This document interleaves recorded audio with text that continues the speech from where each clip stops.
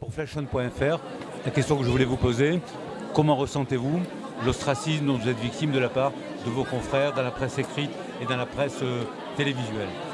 Il n'y a pas d'ostracisme, il y a simplement une agressivité. Mais bon, j'ai l'habitude maintenant.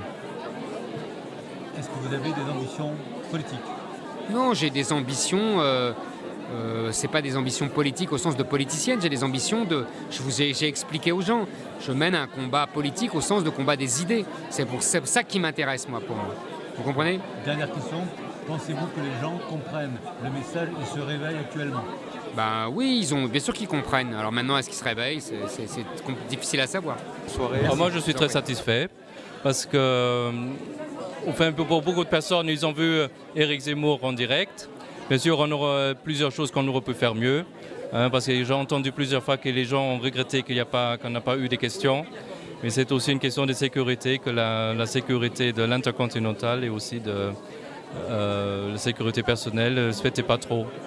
Donc aussi, après, si on en laisse la question à une personne, après le problème est qu'il faut gérer après. Hein, donc c'était pour ça, c'est peut-être le point un peu regrettable, mais autrement. Apparemment, l'affluence des gens qui achètent le livre est impressionnante. Bah oui. Mais j'espère qu'il y a beaucoup de monde qui achète ce livre, parce qu'il y a aussi, c'est très polarisant. Il y a des personnes qui disent maintenant je vais acheter le livre, et d'autres qui disent maintenant je ne vais pas le lire, non, je ne vais pas l'acheter. Mais voilà, c'est un peu... Est-ce que vous avez été déçu quand même du peu d'enthousiasme des organes de presse et de télévision à venir à un tel débat? Oui, mais là, j'étais très déçu parce qu'ils ne se sont pas manifestés. Il y a un monsieur de la Marseillaise qui est venu, mais tout finalement, vraiment à la dernière minute, qui a accepté. On avait un journaliste du Monde, mais autrement, on n'avait pas la télévision, on n'avait personne quand même. Hein. Ça, pour Marseille, c'est très dommage, je trouve. Non? Comment expliquez-vous cette attitude des journalistes? Je ne sais pas, je sais qu'il y a certains blocages, on avait certains blocages dans la presse, dans les médias, mais peut-être ils ont peur, parce que M. Hollande a quand même chassé Éric Zemmour de plusieurs postes, et peut-être ils ont peur d'être pas politiquement corrects. Hein, peut-être, mais je ne sais pas.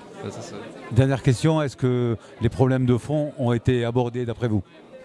Moi je trouve oui, parce que la question de fond, comment vivre, parce que pour moi la question, c'était la conclusion, je voulais arriver à la conclusion, maintenant qu'est-ce que nous pouvons faire concrètement? Et d'après, si j'interprète bien Éric Zemmour, il faut lutter, ne pas, en fait, accepter la réalité comme elle est, d'abord, parce qu'elle n'est pas drôle, elle n'est vraiment pas agréable. Accepter cette réalité, mais après lutter chacun à sa place. Donc M. Zemmour, il fait cette lutte avec les mots, pour la vérité des mots. Et nous, chacun à sa manière, peut trouver une possibilité de lutter pour la vérité et pour que la France ne se suicide pas. Hein. Bien, je tiens à vous remercier de votre invitation et je vous dis à la prochaine conférence. Donc bonjour, donc flashon.fr, voilà, média web numéro 1 en France sur les événements socioculturels. Donc nous avons assisté à votre débat qui était très intéressant. Est-ce que ce débat a répondu à vos attentes? Oui, alors je me suis rendu compte surtout que il a répondu à mes attentes parce que j'ai pu poser des questions qui me semblaient essentielles, voilà, notamment sur le fondement du réalisme, enfin pas du réalisme, pardon, il nous l'a dit, sur le fondement de la pensée de M. Zemmour. Et il a aussi répondu à mes attentes parce que j'ai vu chez M. Zemmour quelqu'un qui cherche honnêtement, avec en tout cas une volonté de chercher sans tabou, à parler sans tabou, etc. Voilà. Ensuite, qu'est-ce que je peux dire? Que je ne suis pas habituée des débats de ce genre et que j'aurais aimé, c'est vrai, avoir des réponses un peu plus précises à certaines de mes questions. Voilà. Mais il l'a dit lui-même à la fin que ce n'était pas, qu'il ne pouvait pas y répondre. En tout cas, à la question essentielle. Je ne sais pas ce que vous voulez savoir.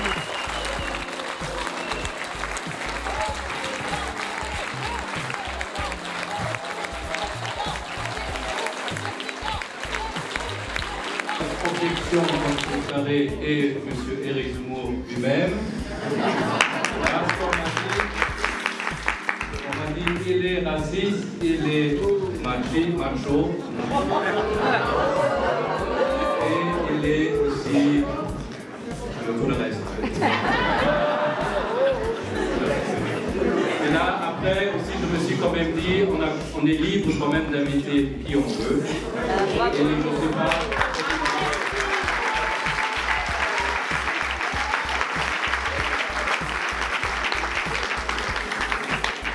La deuxième objection était sur Marie-Madeleine Barrère, parce qu'on m'a dit, bien sûr, on est déjà Éric Zemmour est assez de droite, mais avec une sœur extérieurement intégriste et ça rentre entièrement dans le même jeu. Mais je peux vous rassurer, c'est pas ça, parce que sœur Marie-Madeleine Barrère, elle est prieure de la fraternité Notre-Dame des Pêcheurs à Pau. C'est une toute nouvelle fondation des Dominicaines, donc parce que notre province de Toulouse a eu cette extraordinaire idée de fonder, en fait, non pas fonder, mais aider à une sorte de fondation des Dominicaines qui sont justement égales aux frères. Donc ça serait au niveau de l'égalité, donc ça veut dire que les frères, que les sœurs ont les mêmes chances que les frères. Donc ça veut dire chez les frères, on peut être pro, on peut être à la porterie et aussi on peut devenir professeur à l'université. Chez les sœurs, jusqu'à maintenant, c'est un peu au mort, on a oublié ça, on a eu Catherine de Sienne au Moyen-Âge, mais depuis là, on n'a pas vraiment eu des congrégations qui pouvaient tout faire. Donc, le soir infirmière, le soir on s'occupait des enfants de la maternelle, mais on a, oui, j'exagère un peu. Mais il faudrait maintenant. Et bien comment? Donc, pour ça, nous sommes très heureux d'avoir sœur Marie-Madeleine parmi nous. Elle va bien discuter ou se poser des questions à Éric, monsieur Éric Zemmour.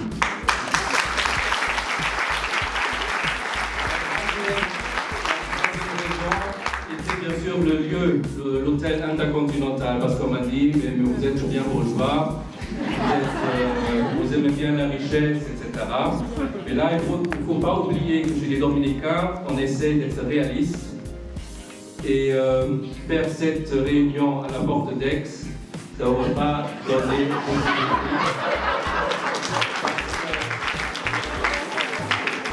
Oui, déjà pour la sécurité de M. Zemmour, c'est très très difficile. Et aussi, on ne peut pas s'asseoir parce que là, il y a par contre des chiens. Donc... Voilà. Donc maintenant, on va enfin rentrer dans le débat. Le débat, le titre est la liberté, à chacun sa liberté, et la liberté est-elle une illusion? Si chacun vit sa liberté d'une manière absolue, ça devient en fait un droit du plus fort, ça peut devenir une tyrannie. Et là, dans ce cas-là, ça peut devenir véritablement une tyrannie, une illusion. Et M. Éric Zemmour, dans ses livres, dans le livre Le suicide français, il parle de la dérision, de la déconstruction, d'abord parce que d'abord on rit sur les choses, après on le déconstruit un peu, parce que déjà par le rire, on déconstruit, et après c'est la destruction totale. Et là, nous sommes dans le suicide français. Et mais comme aussi, je vous ai demandé de m'envoyer quelques questions que je pourrais poser à M. Éric Zemmour, vous l'avez bien fait. Il y a une des questions qui était posée, mais en fait, une idée, la France n'est pas encore complètement morte. Mais qu'est-ce qu'on pourrait donc faire pour que la France sorte de cette léthargie, de ce suicide, dans cette atmosphère suicidaire? Qu'est-ce qu'on pourrait faire pour mieux vivre? Donc je commence tout de suite. Et là, bien sûr, ça c'est le titre général. Aussi, comment sauver la France, qui est quand même, excusez-moi, fille aînée de l'Église. Donc, excusez-moi. Donc, et là, on va essayer de répondre. En fait, on va poser des questions maintenant. Dans sa salle, M. Marie-Madeleine posera des questions aussi et discutera. Mais ça sera très libre, donc ça va être un débat tout à fait libre. Et on se laisse guider par l'inspiration de nous trois. C'est la Sainte Vie. Voilà.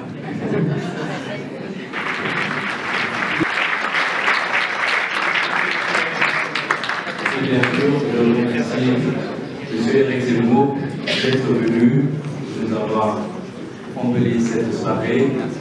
Et je remercie donc votre mot d'encouragement pour les Marseillais qui vivent dans une ville quand même très très difficile.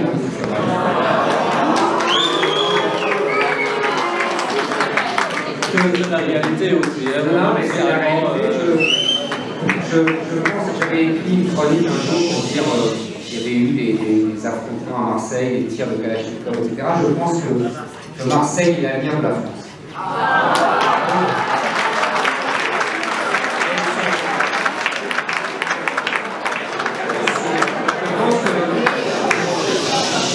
Je pense que c'est pas vraiment, c'est pas gai ce que je dis, parce que je pense effectivement que Marseille, la situation de Marseille, avec sa violence, avec ce mouvement terrible de population, ce grand remplaçant, comme dirait Renaud Camus, je pense que c'est l'avenir de la France. Marseille doit être scruté. Tout ce qui se passe à Marseille doit nous intéresser. Je ne dis pas ça par démagogie, je dis ça malheureusement parce que ça va venir ensuite en France. Maintenant, un mot d'espoir, si vous voulez, je pense que le seul mot d'espoir, on peut le tirer de l'histoire de France. C'est-à-dire qu'à chaque fois qu'il y a eu des catastrophes dans l'histoire de France, il y a eu des effondrements, il y a eu des défaites terribles, et bien finalement, la France s'est redressée et elle a survécu. Voilà, c'est en fait le seul espoir qu'on peut tirer de l'histoire passée de notre pays.